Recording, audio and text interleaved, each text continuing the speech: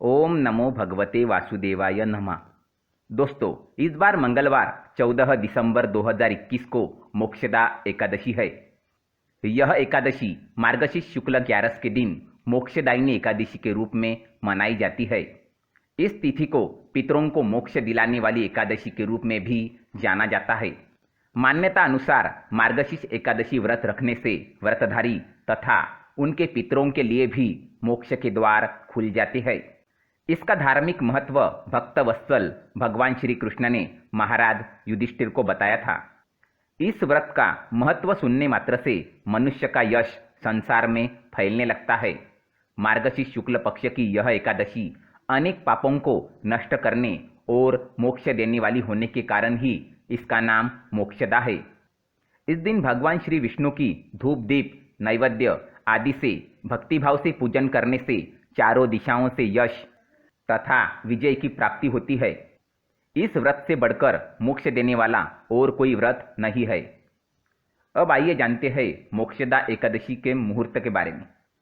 मार्गशीर्ष शुक्ल एकादशी तिथि का प्रारंभ दिन सोमवार 13 दिसंबर 2021 को रात्रि 9:32 से हो रहा है और मंगलवार 14 दिसंबर 2021 को रात्रि 11:35 पर एकादशी तिथि समाप्त होगी। व्रत पारण टाइम बुधवार 15 दिसंबर को प्रातः 7:05 से प्रातः 9:09 तक रहेगा। अब जानते हैं मोक्षदा एकादशी व्रत पूजा विधि के बारे में। एकादशी के दिन सुबह स्नानादि से निवृत्त होकर व्रत शुरू करने का संकल्प ले। तत्पश्चात घर के मंदिर की साफ सफाई करे। फिर पूरे घर में गंगाजल छिड़क दे। अब भगवान को गंगाजल से स्नान करवाकर वस्त्र अर्पित करे। प्रतिमा को रोली अथवा सिंदूर का टीका लगाए। तुलसी के पत्ते और पुष्प चढ़ाए। पूजन के शुरुआत में श्री गणेश की आरती करे। भगवान श्री विष्णु का विधि विधान से पूजन करे। फिर एकादशी की कथा पढ़े अथवा सुने। शुद्ध देसी घी का दीप प्रज्वलित करे। लक्ष्मी देवी के साथ श्री हरि विष्णु जी की आरती करे। भगवान को प्रसाद के रूप में फल और मेवे अर्पित करे। अब जानते हैं मोक्षदा एकादशी की कथा। गोकुल नाम के नगर में वैखानस नामक राजा राज्य करता था। उसके राज्य में चारों वेदों के ज्ञाता ब्राह्मण रहते थे। वह राजा अपनी प्रजा का पुत्रवत पालन करता था। एक बार रात्रि में राजा ने एक स्वप्न देखा कि उसके पिता नरक में है। उसे बड़ा आश्चर्य हुआ। प्रातः वह विद्वान ब्राह्मण के पास गया और अपना स्वप्न सुनाया। कहा, मैंने अपने पिता को नरक में कष्ट उठाते देखा है। उन्होंने मुझसे कहा कि हे पुत्र, मैं नरक में पड़ा हूँ, यहाँ से तुम मुझे मुक्त कराओ। जब से मैंने ये वचन सुने हैं तब से मैं बेचैन हूँ। चित्त में बड़ी अशांति हो रही है। मुझे इस राज्य, धन, पुत्र, स्त्री, हाथी, घोड़े आदि में कुछ भी सुख प्रतीत नहीं होता। क्या करूँ? राजा ने कहा, हे ब्राह्मण देवताओं, इस दुख के कारण मेरा सारा शरीर जल रहा है।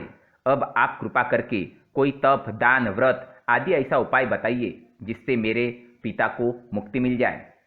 उस पुत्र का जीवन व्यर्थ है जो अपने माता पिता का उद्धार न कर सके।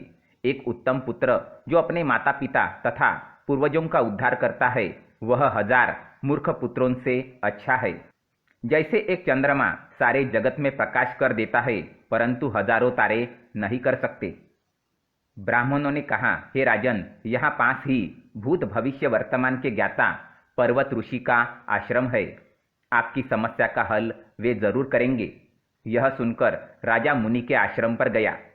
उस आश्रम में अनेक शांत चित्त योगी और मुनि तपस्या कर रहे थे। उसी जगह पर्वत मुनि बैठे थे। राजा ने मुनि को साष्टांग दंडवत किया। मुनि ने राजा से कुशलता के समाचार लिए।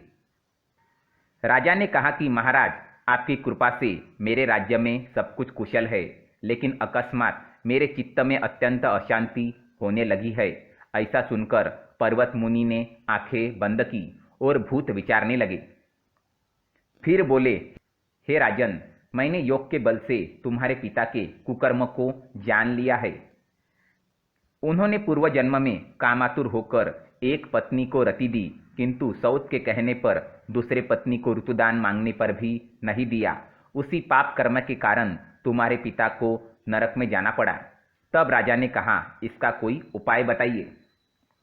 मुनि बोले, हे राजन, आप मार्गशीर्ष एकादशी का उपवास करें और उस उपवास के पुण्य को अपने पिता को संकल्प कर दे।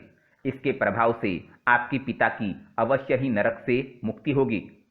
मुनि के ये वचन सुनकर राजा महल में आया और मुनि के कहने के अनुसार कुटुंब सहित मोक्षदा एकादशी का व्रत किया।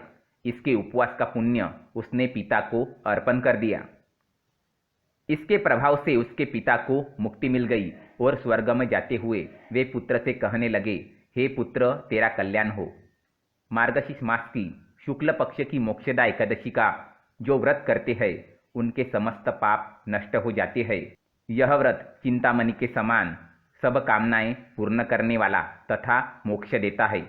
धन्यवाद।